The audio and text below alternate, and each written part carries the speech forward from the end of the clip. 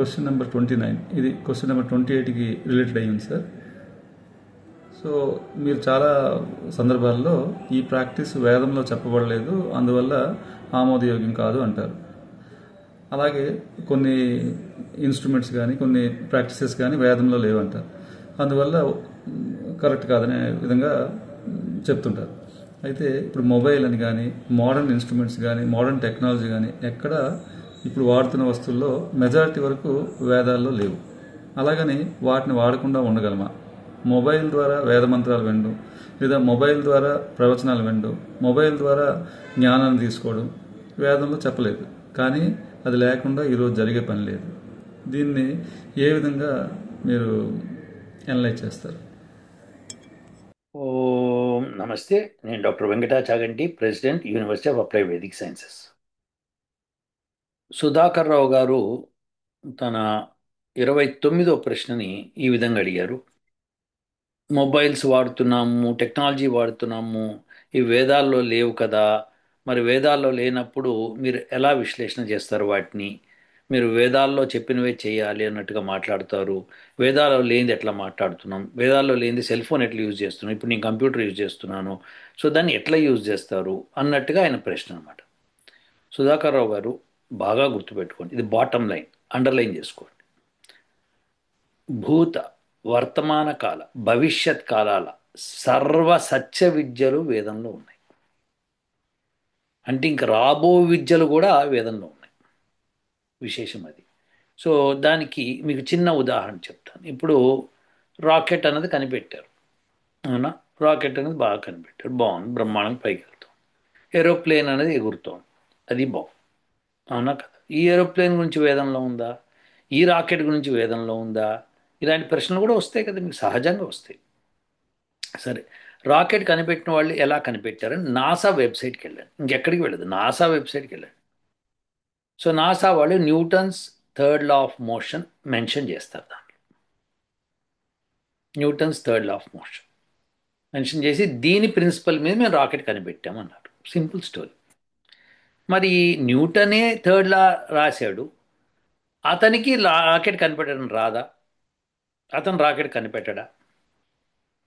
ఎందుకు కనిపెట్టలేదు? అతని తర్వాత 300-400 సంవత్సరాలు గడిచిన తర్వాత కదా మనము రాకెట్ తయారు చేసుకుంది.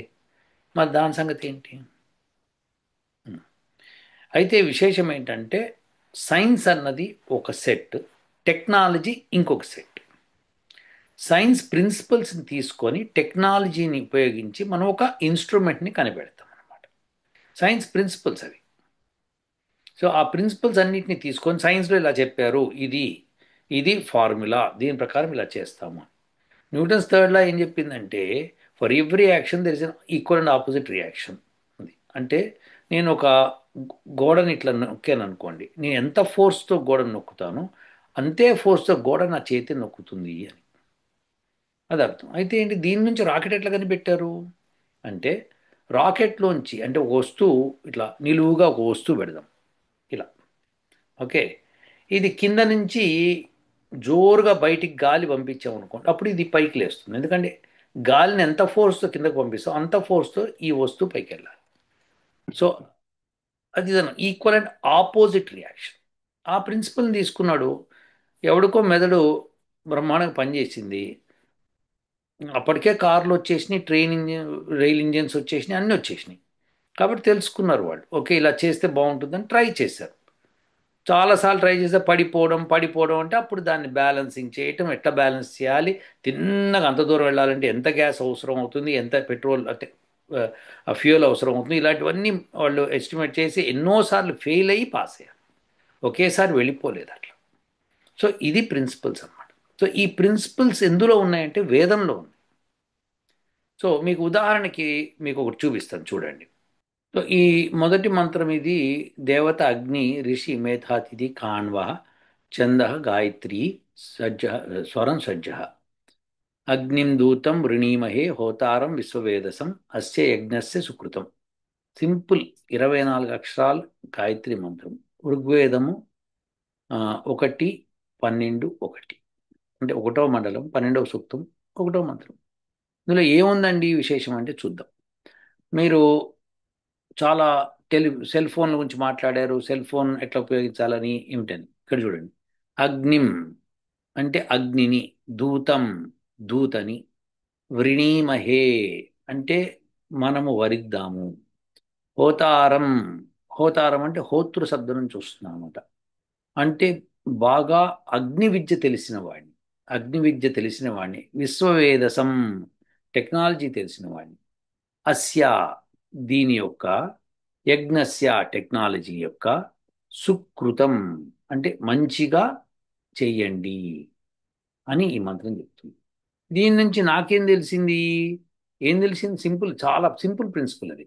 ఏముందంటే అగ్నిని ఉపయోగించాలి.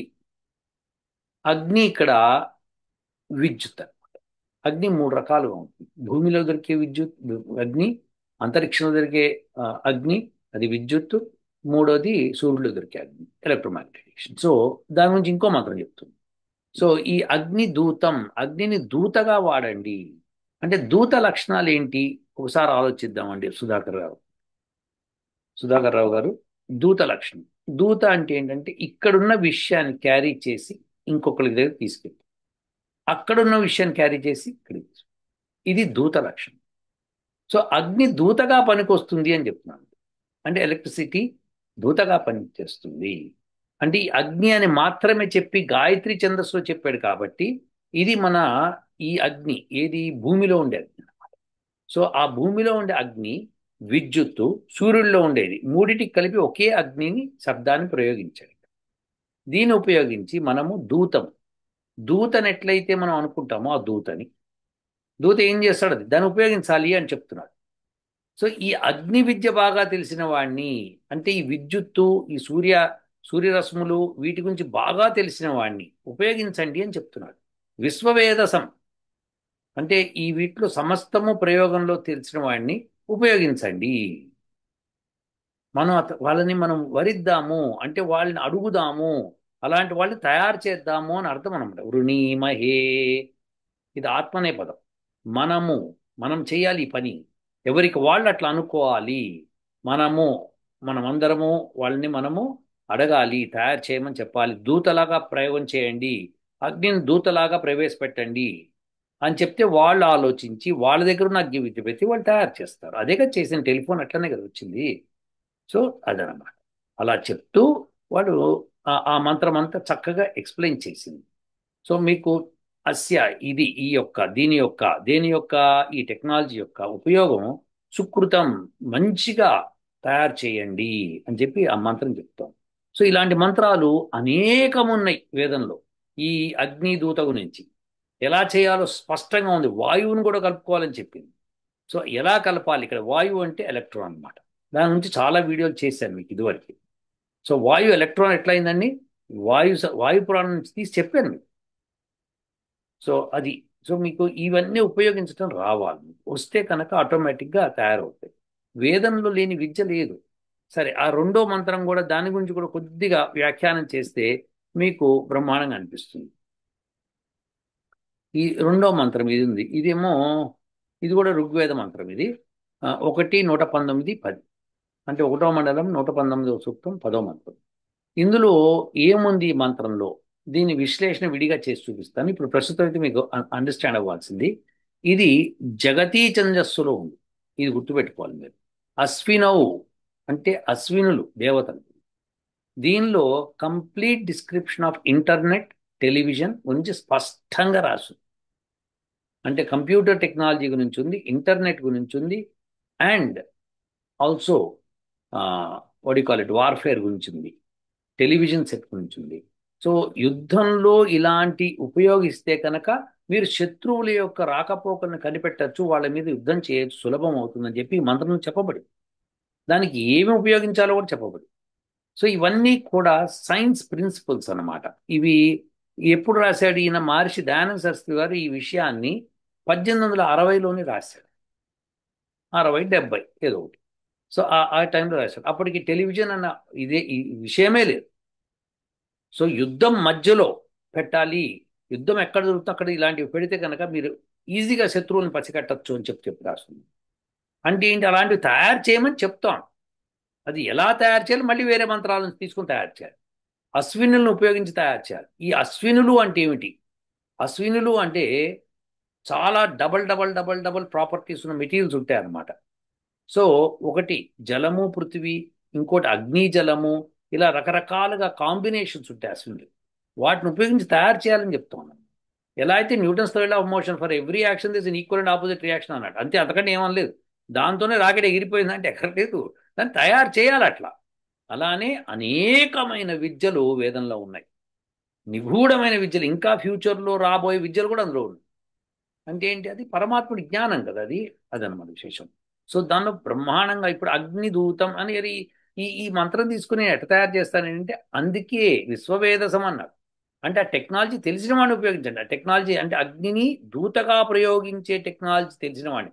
హోతారం అన్నాడు, అంటే అగ్ని గురించి బాగా తెలిసిన వాడిని.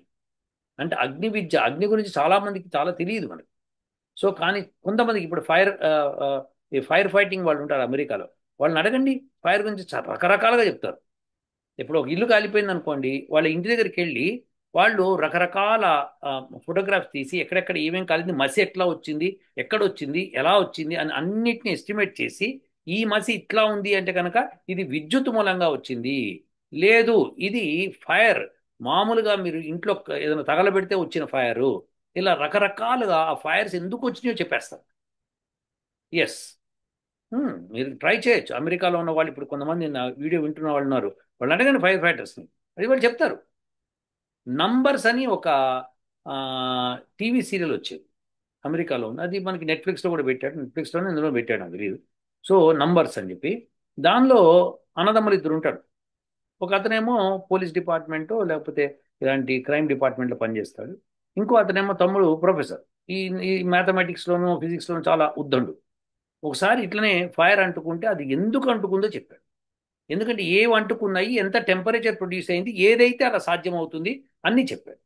సో ఇది అగ్ని విద్య తెలిసిన వాళ్ళను. సో ఈ అగ్ని విద్య తెలిసిన వాళ్ళు, విద్యుత్తును తెలిసిన వాళ్ళు, వాళ్ళు ప్రయోగించాలి, దూతగా ప్రయోగించాలి దాన్ని అని చెప్పింది. సో దీన్ని మనము అర్థం చేసుకోవాలన్నమాట, అగ్నిని దూతగా. అందుకని యజ్ఞాలు చేసేవాళ్ళు మంచిగా వేద మంత్ర పఠనం చేస్తే వాళ్ళు వేసిన ఆహుతులు ఎవ్వరికి ఏ వస్తువుకు చేరాలో ఆ వస్తువుకు చేరాలి. ఎస్, అది కూడా అగ్ని విద్య. దూతని ప్రయోగించారు, అగ్నిని దూతగా ప్రయోగించారు.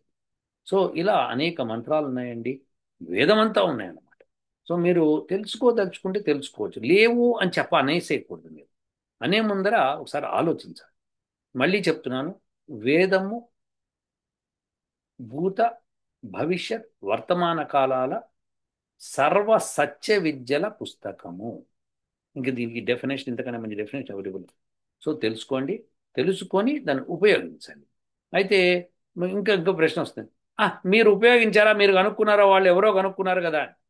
బడుద్దాయిలు ఎవరైతే అంటున్నారో, సుధాకర్ రావు గారు మిమ్మల్ని కాదు, ఏ బడుద్దాయిలు అయితే అంటున్నారో వాళ్ళకి ఆ జ్ఞానం బోధించండి.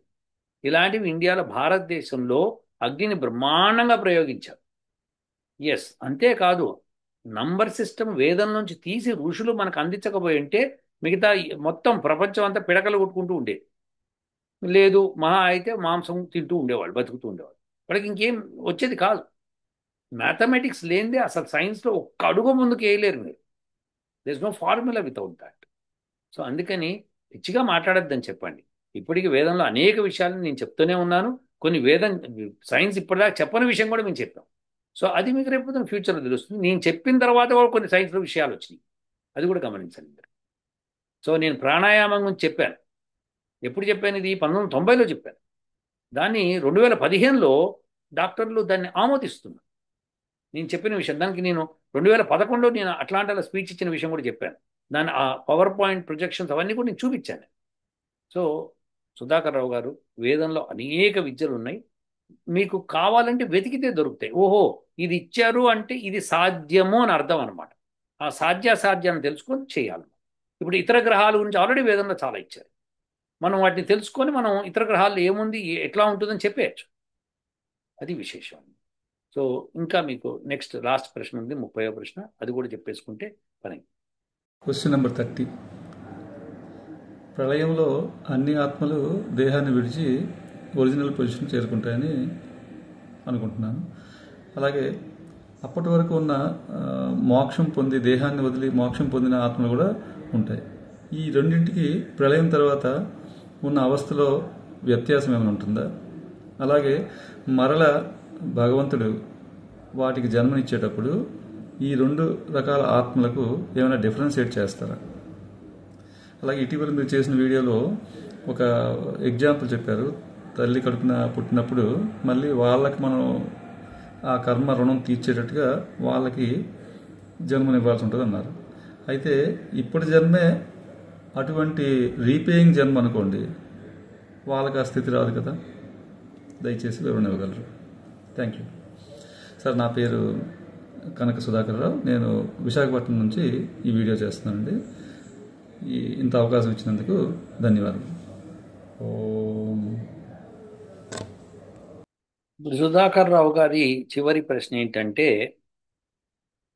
ప్రళయంలో ఇప్పుడు మోక్షం పొందిన వాళ్ళు ఉంటారు. తర్వాత ఎవరైతే మోక్షం పొందలేదో వాళ్ళు తుచ్చమైన ఆ, స్థితిలో పడి ఉంటారు. అంటే జ్ఞానం ఉండదు, ఏ కర్మ చేయలేరు, ఏమీ తెలియదు, తుచ్చమైన స్థితి. ఆ తుచ్చమైన స్థితిలో పడి ఉంటారు. మరి మళ్ళీ సృష్టి జరిగినప్పుడు ఏం జరుగుతుంది? ఈ ఆత్మకి ఆత్మకి డిఫరెన్స్ ఏంటి?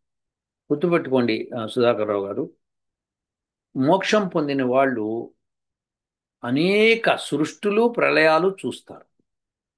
ఒక సృష్టి ప్రళయం జరగడానికి ఒక రోజు బ్రహ్మదినము అంటాం.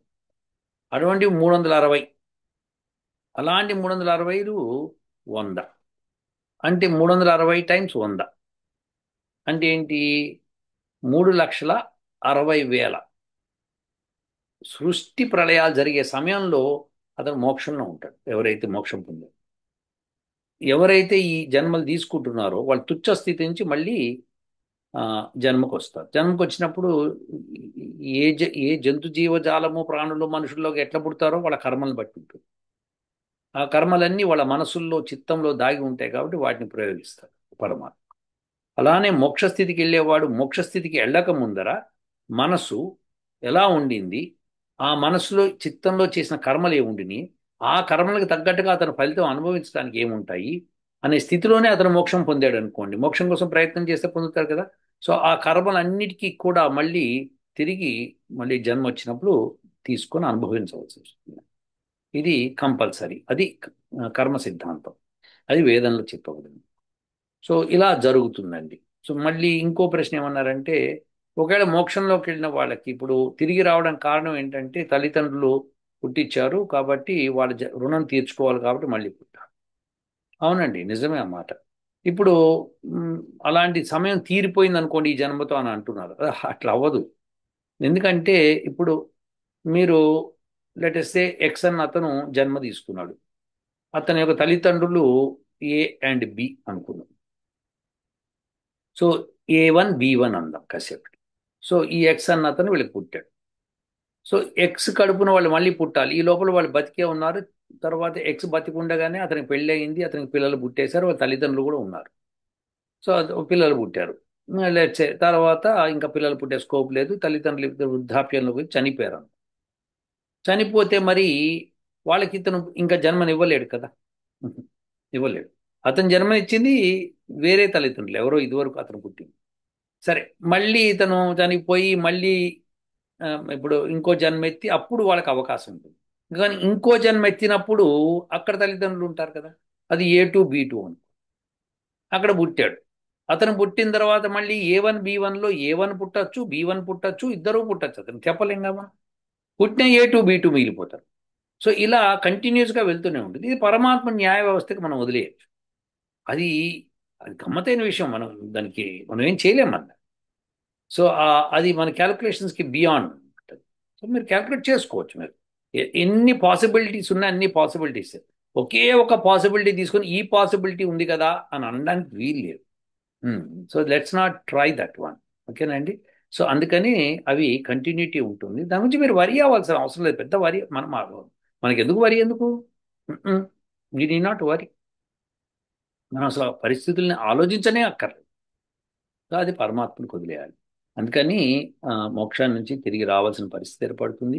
అంతేకాదు, నేను ఒక్క తల్లిదండ్రుల విషయం చెప్పలేదు. ఇంకా చెప్పింది ఏంటంటే ఇప్పుడు ఒక వ్యక్తి ఎక్స్ అన్నవాడు వై అన్నవాడికి ధనం ఇచ్చాడు, ఇచ్చి సహాయం చేశాడు. సహాయం చేసినప్పుడు మళ్ళీ వై అన్నవాడు ఎక్స్కి ఇవ్వలేకపోయాడు, ఈ లోపల ఎక్స్ చనిపోయాడు. అప్పుడు మళ్ళీ వై అన్నవాడు ఇంకో జన్మ ఎత్తి ఎక్స్ అన్నవాడికి ఇవ్వాల్సింది. మరి ఎక్స్ అన్నవాడు మోక్షం పొంది అక్కడే ఉంటే ఇక్కడ ఎవరికి ఇస్తాడు వై? కర్మ సిద్ధాంతం పూర్తి కాదు. సో మళ్ళీ అతను జన్మ తీసుకోవాలి, ఇతను ఇవ్వాలి. అందుకని మంచి చేసినా చెడు చేసినా రెండూ చెడే అని చెప్పడం భగవద్గీతలో చెప్పాడు. సో అది పుణ్యము పాపం రెండూ పాపమే అన్నాడు. అంటే ఇది ఏ దృష్టితో? మనం మోక్షస్థితి దృష్టితో. సో ఇది చాలా కఠినమైన ఇది. కానీ వేదం మొత్తం ఏం చెప్తుందంటే మీరు పుణ్యం చేయండి అని చెప్తుంది. ఎందుకంటే మీకు మళ్ళీ జన్మ తప్పదు, కానీ మంచి జన్మ తీసుకుంటారు అని చెప్పడం. ఇదండి మొత్తానికి మీ ప్రశ్నల్ని 30 ప్రశ్నలకి నేను సమాధానం ఇచ్చాను. మిమ్మల్ని తృప్తిపరిచినయా లేదా అది నాకు తెలియదు. సమాధానం వేదం నుంచి ఇది. ఉంటానండి. ఓ